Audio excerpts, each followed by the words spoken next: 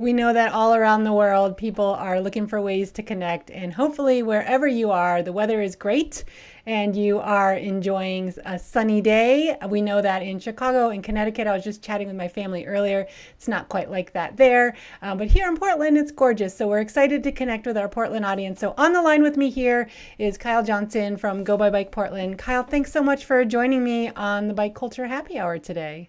Hey, yeah, my pleasure to be here. Tell us a little bit about Go by Bike. Yeah, tell us a little bit about, and I have some exciting follow-up questions. I think what you do there is so cool. So tell us a little more about it. Yeah, I don't know if you remember this, but I actually had a movie in the Film by Bike festival Mm-hmm. about maybe like 9 years ago, I think it was. It was a bike train video. I did this thing where we got families to all ride bikes to school together in like groups, and we made a little like movie trailer for this like romance movie, and Um, and we had like a premiere, and a bunch of the kids that were in the bike train got to come to the Film by Bike Festival and see it on the big screen, and that was pretty cool for them. So anyway, Yeah, lots of fun. I love that kind of thing. yeah. And so what I do is, or we started the bike valet. It's there's like an aerial tram in Portland, and at the bottom of it, we have this like fenced off area where we park people's bikes. Normally, we're not parking them right now, but it's the largest bike parking area in North America. Every day, more people park their bike at the bottom of the aerial tram in Portland than anywhere else. Wow. And so we average about like, I think our average is like 330 bikes a day. And then we have a little shipping container, and we do repairs while people are at work. And the tram is sort of connected to the hospital and university. And so it's been a really interesting place to like sort of be experiencing what's happening right now. I'm on this like daily call, just sort of like with updates of how the hospital is doing, and just seeing how the hospital has like responded to this, because yeah, it's just like all of our bureaucracies and like, the government bureaucracy and like hospital bureaucracies are having to like change a whole bunch Yeah. really fast. And anyway, and we've also had to change the bike valet. So now we just have one person who sits in the shipping container and watches over the bikes. People come in and park themselves, and then we do free repairs for all of the like hospital employees and stuff. Um, and we've been doing that for like 3 weeks now, and that's been going pretty well. So, are people still? The thing I love about Go by Bike, and folks, I encourage you, if you're not familiar with it, just Google Go by Bike Portland, and you will see these. I love the visual of it, just a sea of bikes. It reminds me of what you see in places like China, where you just see these like gigantic masses of bikes, or Japan, where there's like all the mama cherries. And we have that here in Portland. So, right now, amidst all of this change, are the bike racks full? Are people still commuting by bike? And what's the visual like down there? I mean, it's a lot more empty because the hospital is just like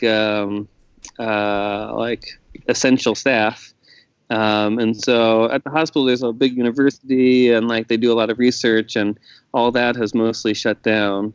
Um, and so there's about like 80 bikes at the bottom of the tram.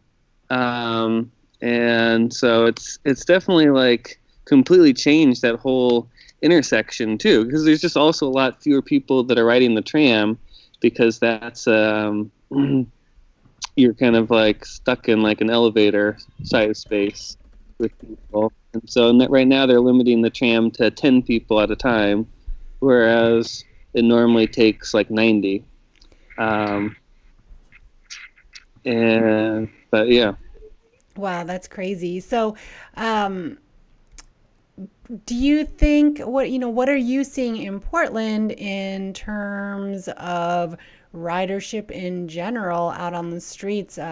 You live on a crazy bike area, in a crazy bike area as well. Like you see bike Yeah, I traffic live on the in like daily basis, right? Northeast Portland. Yeah, Yeah. yeah. So, are you seeing an increase in folks out there on their bikes on the street? What are you seeing out there I in I Portland? mean, on this past Sunday, it was incredible.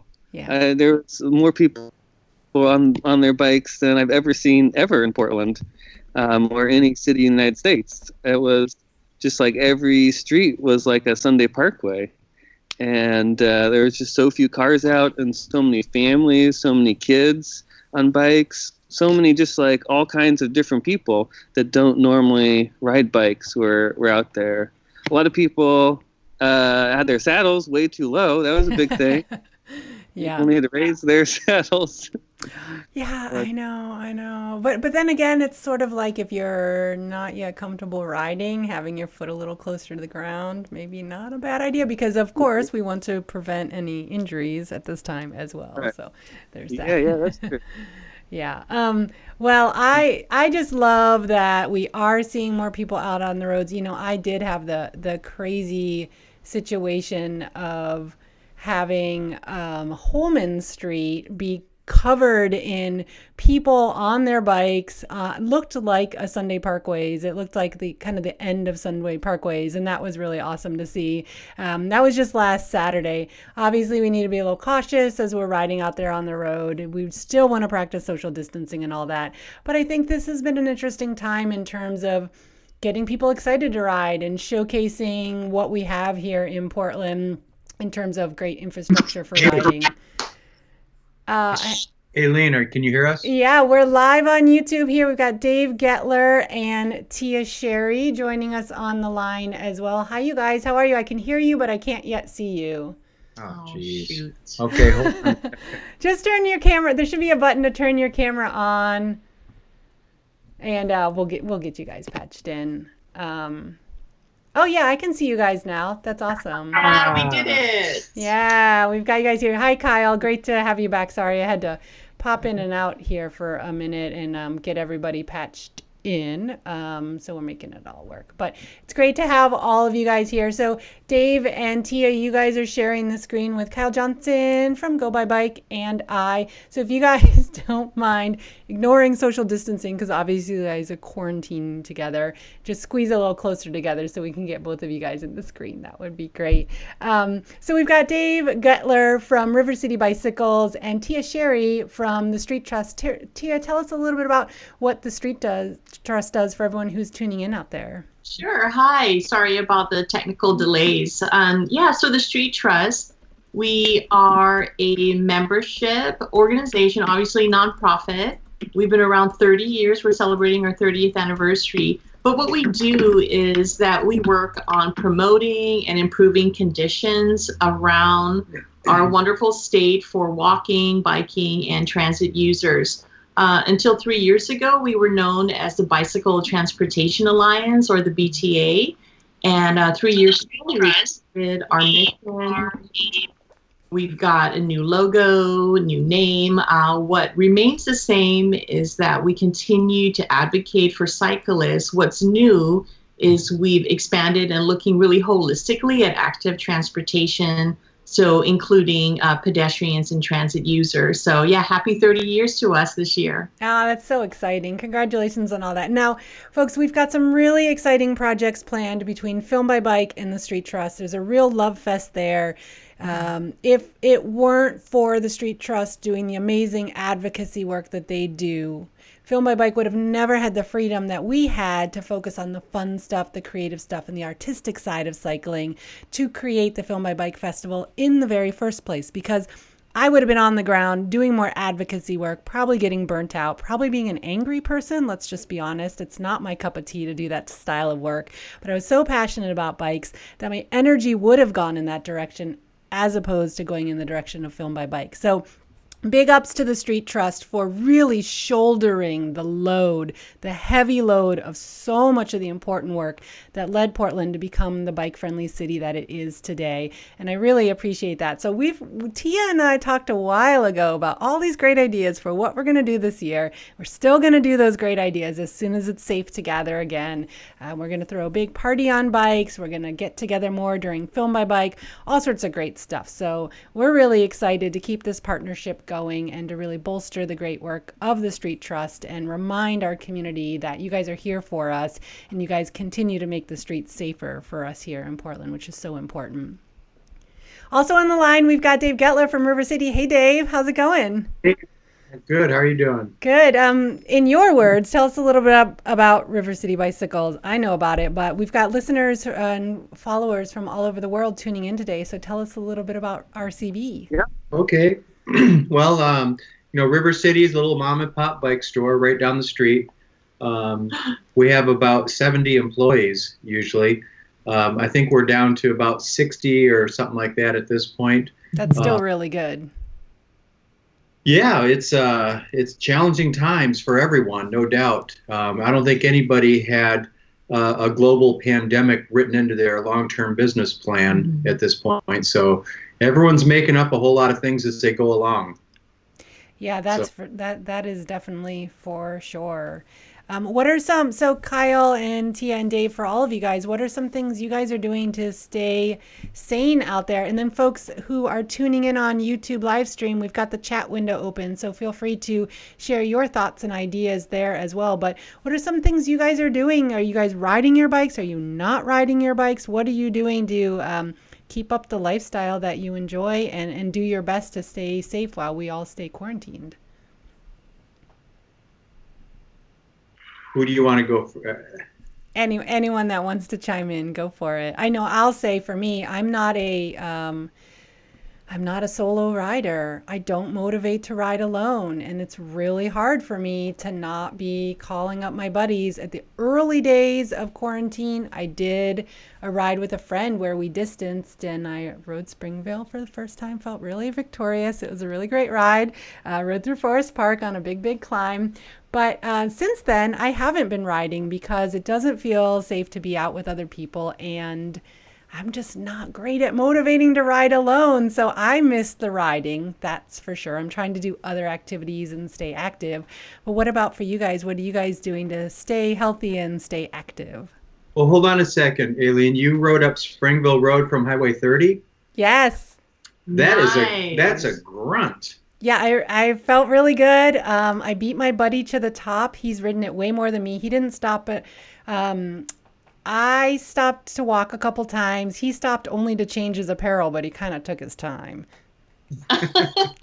So I beat him to the top, though it wasn't a competition. You can't stop on that road. It's too loose. I know, but it felt great. I was riding it. It was one of these rides where you're like riding and you're like, I don't like this, but I'm glad I'm doing it. Never need to do it again. Check it off my list. Great, no problem, done. Never need to do it again. And got to the top and was like, I can't wait to do it again.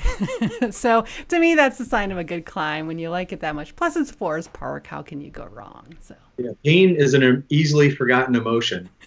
Yes, isn't it magic how that happens? So. I am a solo rider. I do almost all of my rides solo. I like doing long rides too. Actually, yesterday I went up to the top of Wildcat Mountain, up to the snow line up there and everything, but it was like 110 miles or so.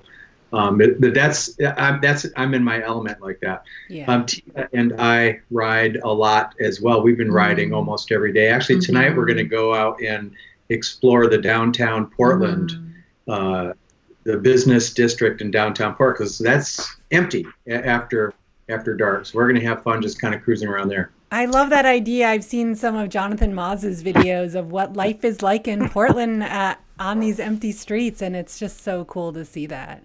Yeah, but I hear you, Aileen, about, one that needs more motivation or not as self-motivated. What I try to do is I try to, imagine my life without biking.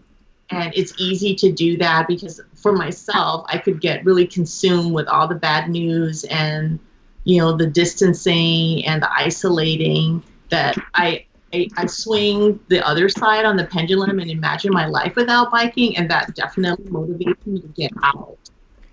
Because I know working at home, and I'm very grateful to have the opportunity to be able to be working from home. Not many of our friends and family has that privilege. So at the moment, I am able to work remotely from home. And I just think of what our lives would be like without having bicycles, and that it kind of like gets me out. And I just tell myself a little bit every day. I'm not doing 117-mile days, but I can do 20, I can do 2, I can do 5 miles. And I'm just reminding myself that I know that once I get on my bike, the stress just releases, and then I forget really about everything else that's going on in our very sad world right now, at least for that little bit of time that I'm out there. It doesn't work every day, but it works mostly for me. Yeah, I love that. Peter Kuntz is joining us on the chat window. Thanks, Peter, for joining us again. And he said, now's the time for riding alone. Come on, Aileen, called me out for that one. He says to watch some of the Film by Bike inspiring bike movies and just get out there and go. I love that. And then we also had Marcia tuning in, and she said, let's close a bunch of streets to cars and trucks and SUVs. Now is the time. And I've actually heard of a city or two that has done that, where they've closed a major street that didn't really need to be used as much right now for regular vehicle traffic, and they've opened it up so that their community can have a little more space to get out there and ride and walk and stroll with some social distancing. So I think that's really neat to see as well. Kyle, what are some things that you're doing to stay safe out there but also be active? Are you have a 15-month-old chilling at home with your baby? What are you guys up to? Well, I think that this is a really interesting time to just sort of think about what our place is in community and in our community. And so this past summer, I started organizing people on our street, and we had a bunch of block parties. We had all these block parties on every block, and so I have quite a big list of names of people on our street, which is really helpful to have all those contacts. And so I have these yard signs, and I went and painted on them, and painted inspirational things like "We will defeat COVID-19" and "Remember to wash your hands," and then put them all up and down the street. And then also started advertising for this idea of lunch on 7th, and the idea is that people come out of their house at lunchtime and just eat lunch outside. And you can go for a walk and just sort of say hi to your neighbors and check in on people. And so every day at 12 o'clock, I get on my big pink cargo bike, and I've got my sound system, and I've got my this playlist, and I put on this penguin costume, and then I bike up and down the street and playing all this music. And there's a bunch of kids that come out, and I've got this one kid that always comes out, and he always tells me a joke, so I've started to learn penguin jokes, and then every day I tell him a penguin joke. Like today, it was, what kind of hat does a penguin wear? And the answer is ice cap. So, so it's just little things like that, and little connections with people, and it's just really, you got to do something to feel like you're contributing. I feel like I would feel really, this is a really big problem, and the solution's going to be, pretty big. Not just finding the vaccination, but also just how it's revealed the gaps in our society, and we've got to start organizing a lot and be connected with our community, especially our local community. Yeah, I think that's a really great point. And, I feel like for a lot of us, for me and for some other folks, there's a bit of this sort of, I don't really know, I don't really have quite the right words for it, but this idea of almost a guilt for enjoying the slowness of this time and this ability to connect with other people. And we need to remember that even though times are tough, and even when we are doing the best that we can, it's okay to appreciate moments like that project you're working on, Kyle. I was biking down 7th and I saw the signs. I'm like, Kyle must be behind that. I knew right away. I saw the signs. I was like, yes, that's got to be a Kyle project. What a cool idea. I just thought that was amazing. And it brightened my day to see that. I don't live on 7th, but I do use 7th. And so to see that, I thought was amazing. And it's okay for us to feel awesome about the good things that are happening right now. That doesn't mean that we are ignoring the fact that this is a really serious situation. And but I also feel like I'm grateful as someone who's very busy and active and like fills a lot of my free time with stuff. I feel grateful for being forced to slow down right now and come up with new ideas that I wouldn't have come up with otherwise. I don't know. How do you guys feel about that? It's also okay to be. So, I've been kind of struggling myself about not at shooting like a full capacity or producing at 100%. And I started to feel bad, like I'm not producing at 100%. And this is not okay. This should be a time when I should be excelling and I should pick up my ukulele behind there and be better at it, or learn how to knit, or go through all my storage bins and kind of do some sorting. And I'm not getting to it. And I recently saw something online, because I am consumed with the news, that it's really okay that when we get out of this, that it's okay to not have learned a new skill, learned a new language, and that where you are right now is really okay, and that it's okay to just be where you are and just be comfortable with that.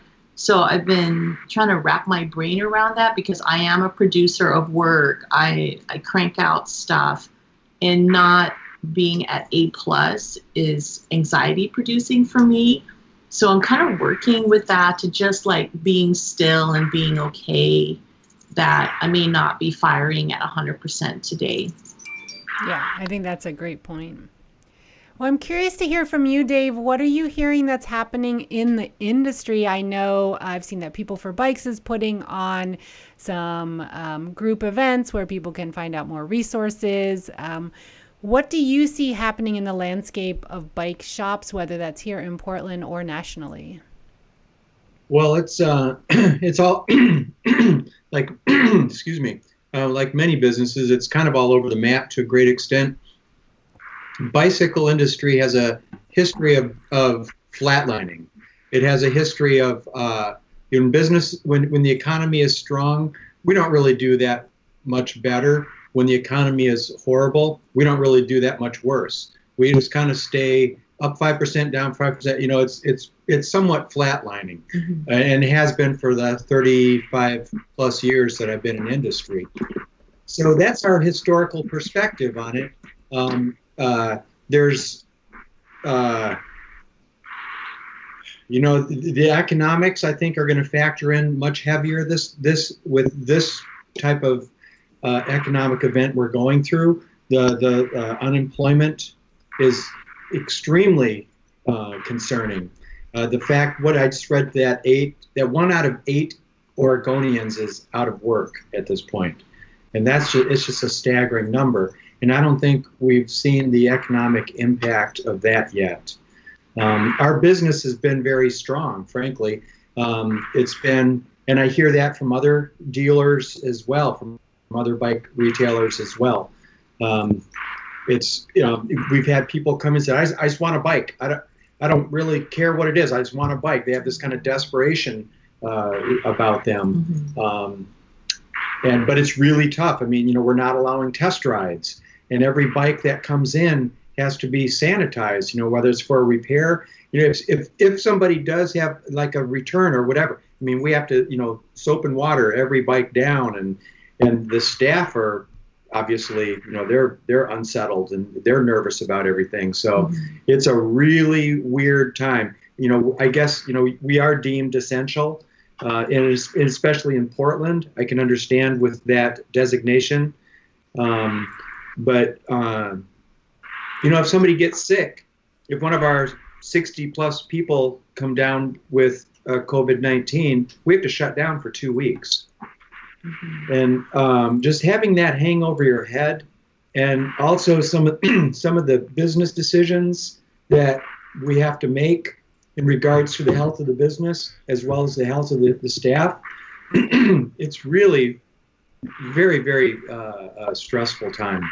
I would imagine the thing I keep noticing, every business I've been to, obviously not very many, but every business I've been to at this time, I think they are all doing an amazing job of figuring it out, because there is no playbook for what to do. There are some loose guidelines, but they don't tell you exactly how to lay out your facility. If you're a donut shop, if you're a coffee shop, if you're a bike shop, there is no exact layout where people should stand and how they should act. And I'm so impressed with the way everyone is stepping up and figuring it out on the fly. I don't know. It just gives me great hope for humanity. I know Oregon in general is doing a really good job in terms of flattening the curve, and our situation hasn't escalated in quite the way that many experts thought it would. And I think that's the result of our business community being resilient and clever and acting quickly, and our community sticking to the guidelines and really stepping up when this weather's beautiful, and it'd be really easy to just be all out having a party at the park. But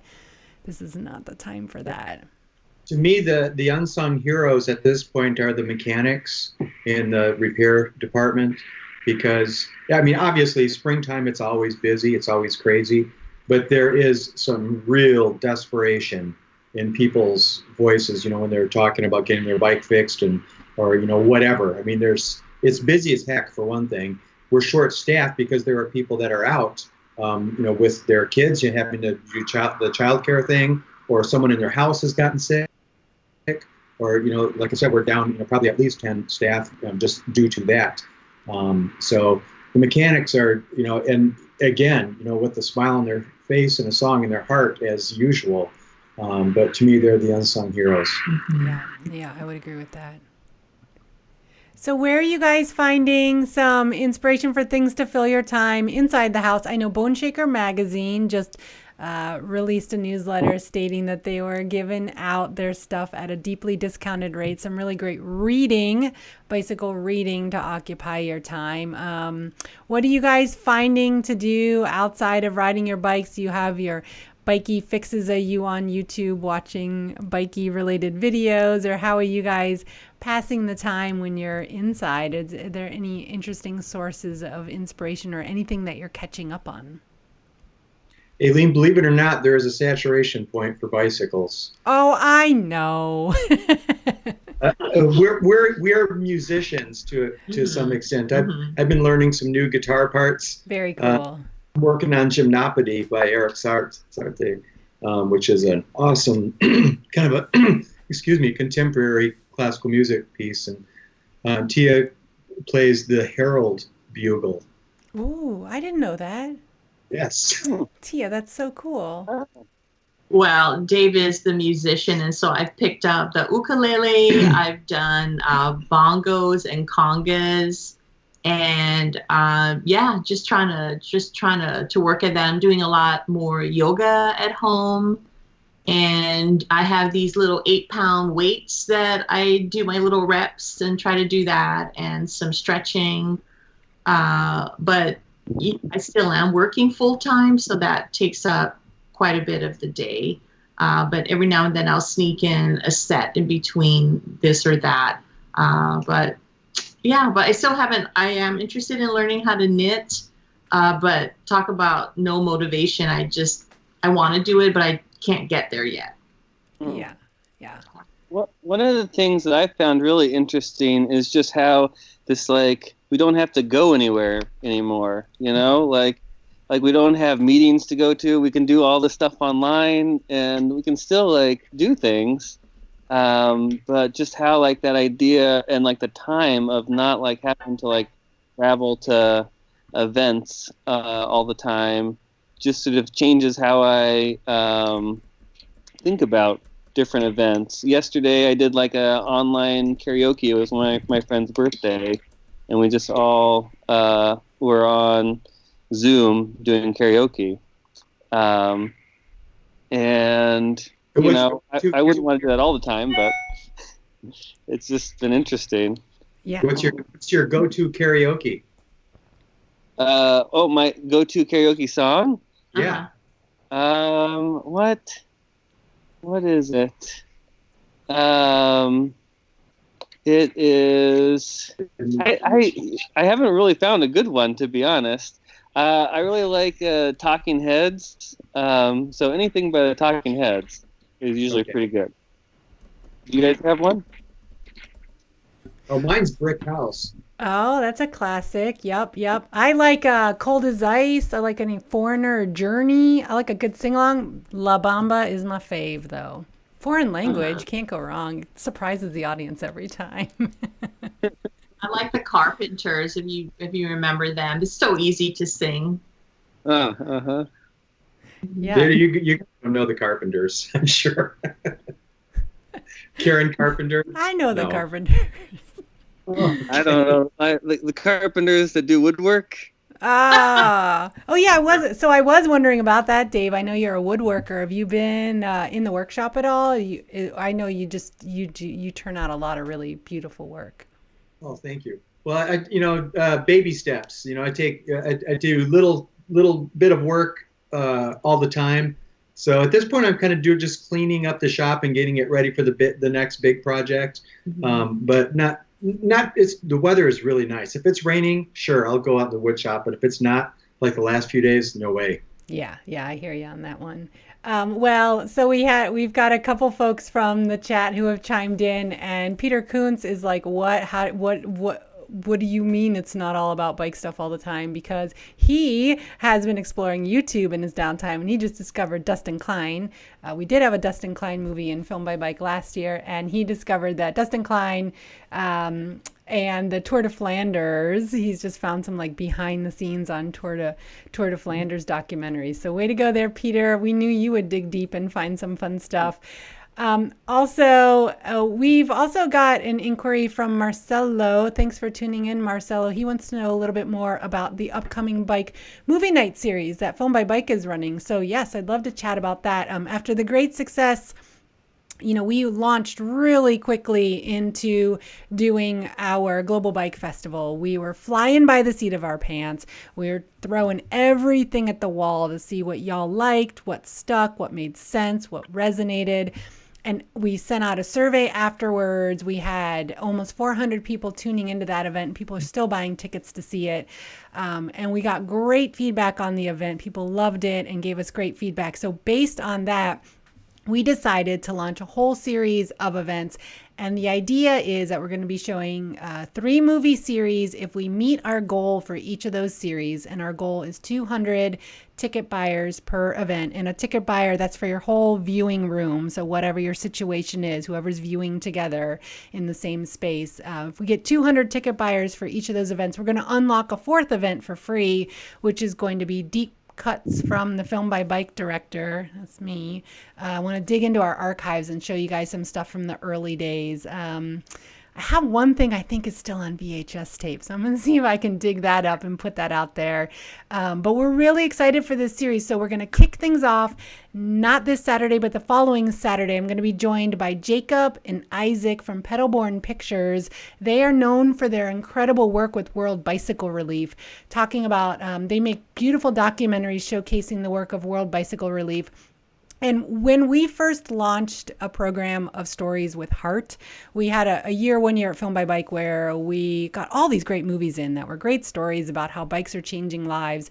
And we did a whole program of those movies at the festival here in Portland. And the response was amazing. As we left the theater, people were grabbing my arm, looking me in the eye and saying, that was amazing. And, it's neat to know that our audience likes the stuff that is heartfelt, that isn't just the flashy, sexy bike tricks riding through the streets of New York City. But it was those stories about how bikes are changing lives that really resonated with our audience on a level that we had never experienced before as a film festival. So we thought we would kick off the Bike Movie Night series with these films, Stories with Heart. That's our first show. Jacob and Isaac from Petalborn are going to join me there in the Bay Area. We're going to patch them in. We're mostly movies, lots and lots of movies, but Jacob and Isaac are going to join me for a little bit of commentary on what it takes to tell great stories, to really draw out that great story and make a compelling film. Also, by popular request, we are going to have a Mike Vogel night. So Mike Vogel is a local filmmaker who makes the funny stuff. And we're going to do a whole night of funny movies. And we're going to have all of that available. And then our third show is going to be adventure films, which we know we can't be out on our bikes right now, but we do know that one day we will be. So these are the films to really inspire your next bicycle adventure. And then again, if all three of those shows do well, we're going to have the deep cuts from the Film by Bike archives. If you missed, Marcelo, if you or anyone else missed the Global Bike Fest live stream, you can still buy tickets to it on our website. And if you already bought tickets, you can still view it. It is an unlisted YouTube stream. So if you have a ticket, you have access to it. You can watch it at any time. The chat window should be there and you can see what people were talking about during the event. If the chat window is not appearing for you, just contact YouTube because we do have it set to be on. But that is going to live on our YouTube stream throughout the summer. So you'll have plenty of time to tune in and watch that live stream. It was really a great event. We showed some great movies, and we'll be showing different movies at the upcoming bike movie events. Those bike movie events, this is the last thing I'll say about it before we move on, but the upcoming bike movie nights are on sale right now through tomorrow. Only $6 for each show, or you can buy a pass for $18. So let's fill those up, and then we can unlock bike movies for free for the world, and add that fourth event in. We're going to be doing these every Saturday, 5 o'clock Pacific time, just a nice time to settle in and relax and watch some movies. A little early for the Portlanders, but a great time for those people in other on the East Coast and other time zones. So we have to make some compromises there, but we're really excited for that. And Peter Kuhn says an Obra Cyclocross Crusade collaboration would be amazing, including Drew Coleman's State of Cyclocross film and others. You got to talk to Drew about that because he's kind of got State of Cyclocross on lock. So I don't know if he'll release it, but let's do something with Drew because he is an amazing filmmaker and photographer showcasing the cyclocross scene. So it's great to see all the great work that's coming out of this time and the creative ideas that are coming together.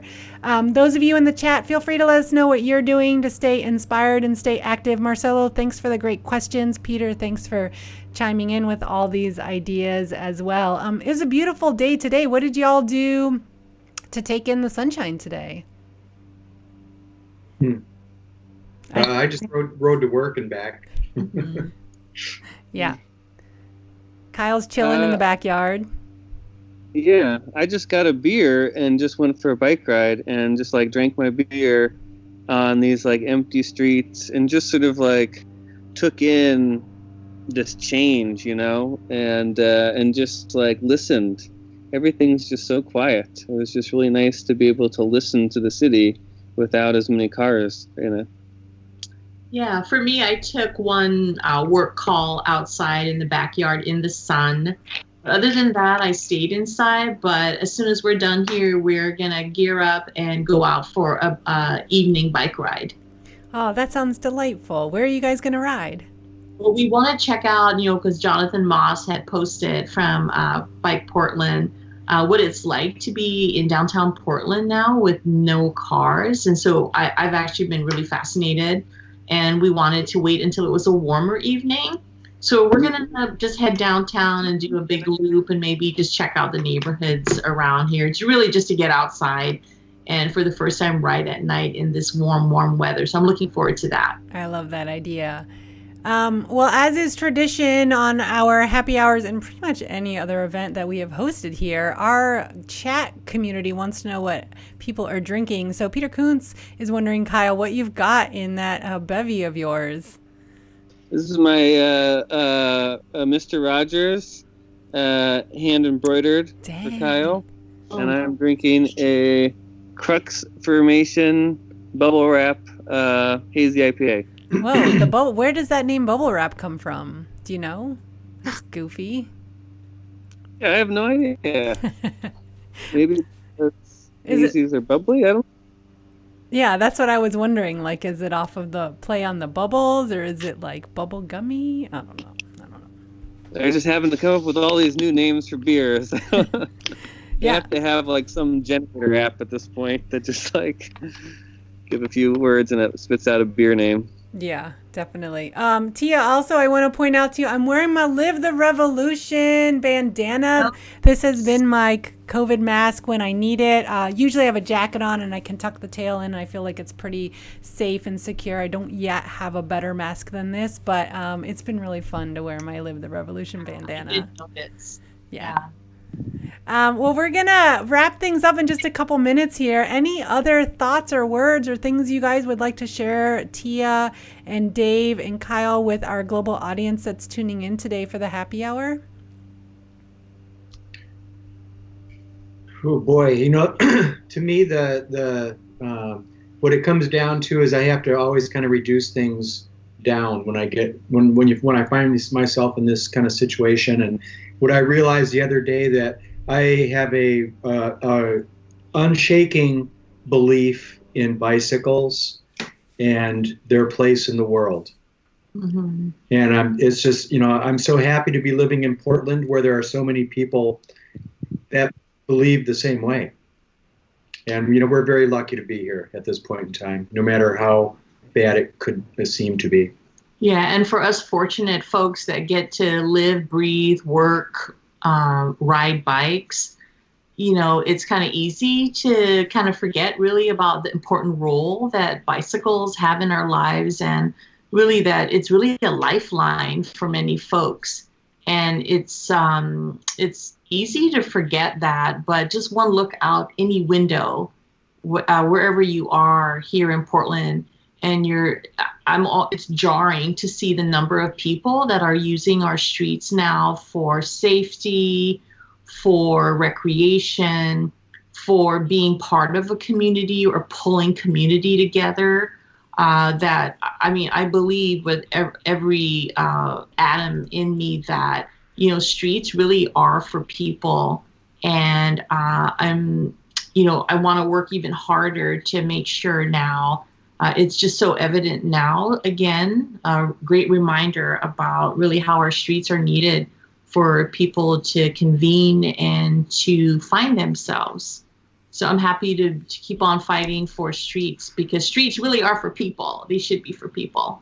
Yeah, I love hearing that, Tia. And we are here for you at Film by Bike. We're feeling nice and settled at year 18, and we're wanting to open up and diversify what we're focusing on and really reinvest in our local community as our global audience has grown. And we've had great success supporting other bike communities to strengthen what they're doing through our tour event. We really want to make sure that we're always super focused on our local community that allowed us to get to where we are today. So I look forward to reinvigorating how we can work together and drive awareness to the great work that you guys do, because I know it's not easy for people to think day to day about the advocacy. They use the facilities that you have advocated for, but they don't always think about how those, or know how those came to be. So we're here to support you and amplify your message however we can. I love what you guys are all about, and I love that those are some of your parting words. Kyle, how about you? Any parting words that you'd like to share with the audience as well? Yeah, I think that, going along what you guys have said, that there's just like this, we're not able to get like financial capital right now because the economy is shut down. And what you see is just how valuable social capital is. And social capital like takes the place. And having safe streets, being able to ride your bike, being able to sort of like use the streets to create social capital is so important right now when we don't have access to financial capital. And, this really sucks. This whole thing is like really awful, and that like Donald Trump is our president right now just like makes it so much worse. And it just really sucks, but it will be over at some point, that's for sure. And we just gotta got to get to that end point, and we will. And I think that like bikes and like things like this are gonna be what get us to the end. Yeah. So thanks for putting this on. Yeah. Drink. Oh, yeah. Cheers to everybody out there.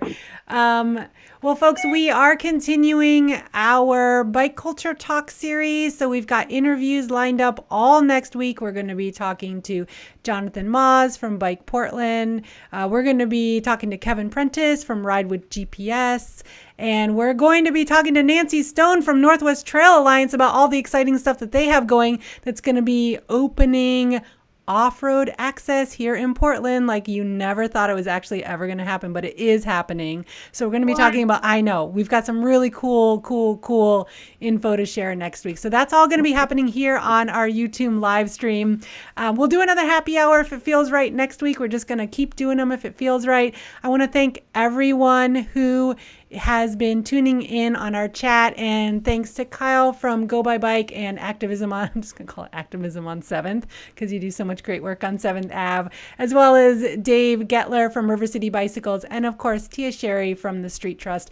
Thank you guys so much for joining me this evening. Cheers to everyone. If you're in Portland, go out and enjoy that sunshine. If you're not, I hope you find some joy wherever you are. Thanks everyone for tuning in. It's been great having you here. Bye everyone. Bye-bye.